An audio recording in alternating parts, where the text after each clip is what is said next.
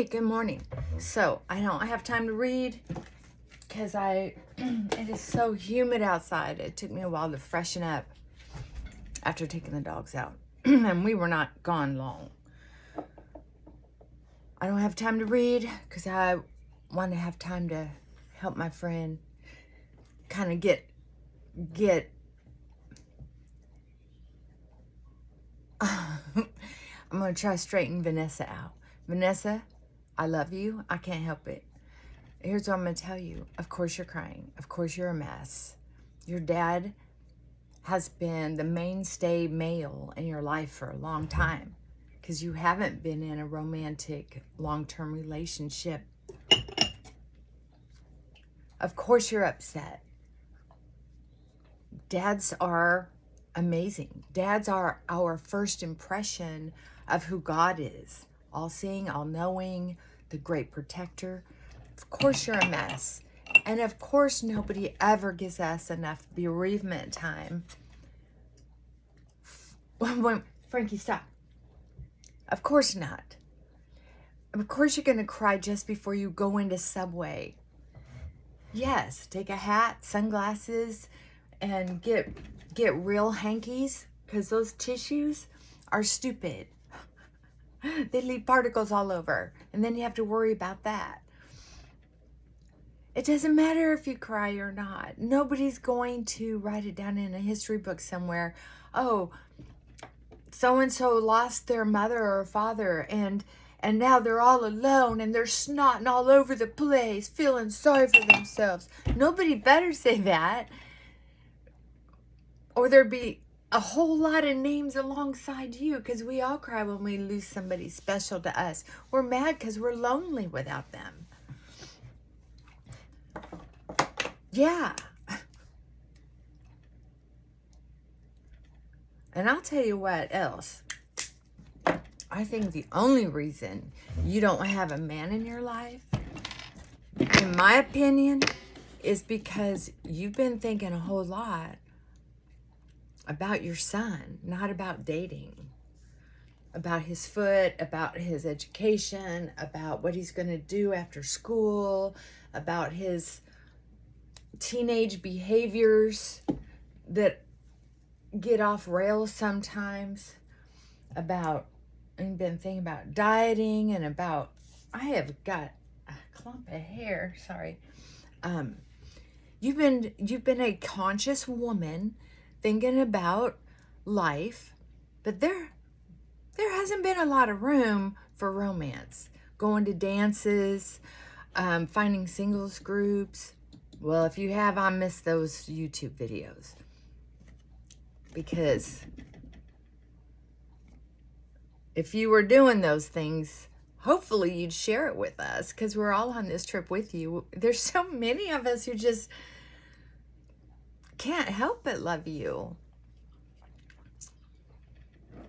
Oh, I wish you were my neighbor. Dang it. We'd be sipping tea and sobbing about how hard it is to be a human. And I'm going to tell you what, when your son is finally in a place where you accept that he's an adult, he accepts he's an adult and he's working or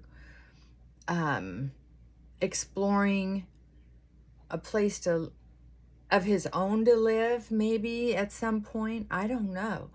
It'd be great to have him live there and get some of that income from him. Charge him a little bit of rent.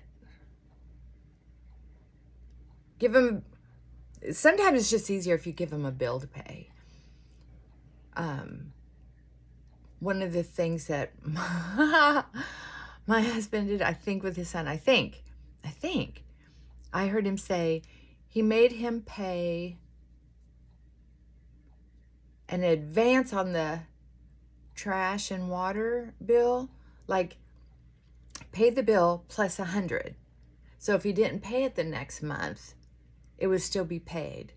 And so it taught his son how to budget money and how to know that your butt is covered if something's not going on. Anyway, I'm babbling and I got to get to work, but honey, you're I think you're compounding too many things together at once. All the memories, the loss, thinking about your mom, how you're all alone in this world now because your son's growing up and doesn't need you hovering as much. Teen kids, they take a lot of work. So I don't blame you for being single. But here's the deal. If you're half as pretty in person as you are on video, there's absolutely no reason for you to be single. I'm sorry. None. All you'd have to do is go to a dance and stand there, and you'd have men trying to get your phone number. And there are Christian mingled dances and groups. We know that. So, are you going through this death by yourself? Your son doesn't understand. He doesn't get it. A lot of people think, oh, just get over it. Wouldn't that be a crime if someone important to you died and you just got over it? I want people snotting and crying and bawling for weeks, and then off and on a couple times a year. I think it's wonderful that you're crying, and you're mourning a lot more than just your dad too, I imagine. The loneliness. You know, being a single mom is hard. You're probably even grieving a little bit how hard it's been to be a single mom. You know, a lot of people make it look so easy. I had a roommate. She made being a mom look so easy. She was a single mom, but here was the deal. She had 2 boyfriends who were mad about her and made life pretty easy for her. One of them bought her a car. One of them paid her rent. Now, how did that happen? Oh, and her mom, her parents were happily married. Well, they were married for years. And she was their favorite child. So she wanted for nothing. Some people make it look easy. And then other people have to work hard and wonder, am I going to be secure enough to keep paying my rent, buying my groceries, let alone have a savings account or retirement? It's hard. It's hard out there. So, it's fine that you're crying. Just keep those sunglasses and hat with you. That's smart. Know that you can reach out anytime, and it's good practice for when you're dating. Reaching out to people who care about you is good practice for dating. If people say, well, I just don't want to bother anybody, men want to fix things. So when you present a problem to them, they'll give you solutions. They'll give you ideas. And so it's a good practice for a woman to be open to that. And sometimes, they don't know what to do with a woman who's crying. All they can do is hope that they're doing the best thing for long-term solutions, like let you snot on their sleeve and give you their hanky, or they start fixing things. So you have to kind of guide them. So this is really good practice for you to reach out to your friends, keep the dialogue going, trust that your friends are trying to help you, even if they stumble and trip all over their own dick. It's all right. God forgive me. That's how important it is to me. Cussing. I don't need to cuss, sorry. You're special and you're so beautiful. You have so much to offer. But I just don't see where a man has had a chance to get in there. You might flirt a little bit, but I don't know. It doesn't make sense because you're gorgeous. How does the math add up? So all I can think of is they can feel the energy that you're not available. That's a thing. Look it up. Why do I feel like, oh, mascara. I was going to say, I feel like I don't have all my makeup on. How'd that happen? I just piled it on. I'm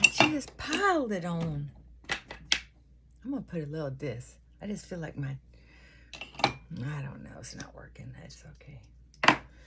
Oh my God. I wish I could just wrap my arms around you, hon.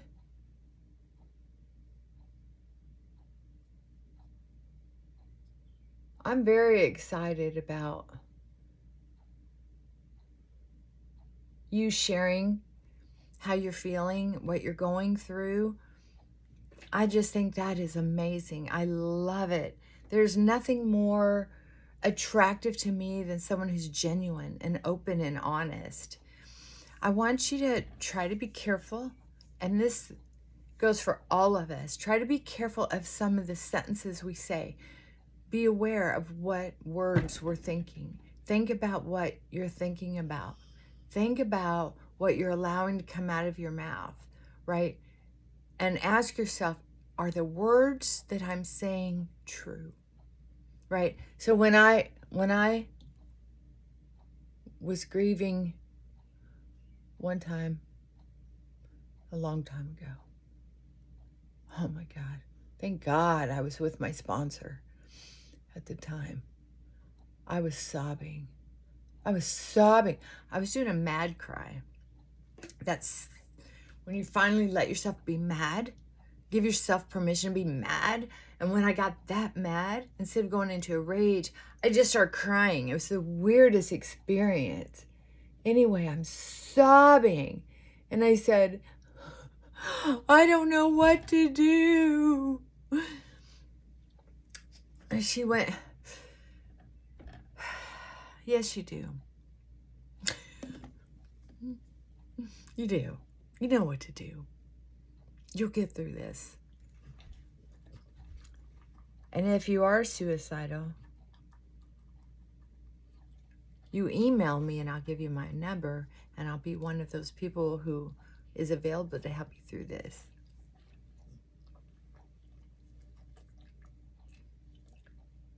And always call 911 or a suicide hotline. Those suicide hotlines are nice. I've called them before because I quit working with people who were borderline and bipolar because, number one, they won't do their homework. They won't take their medications regularly. And I can't be on call for Suicide Watch 24/7. I'm willing to do it for a couple days to help someone stop thinking about it. You know, they're in therapy for hours, a couple days in a row.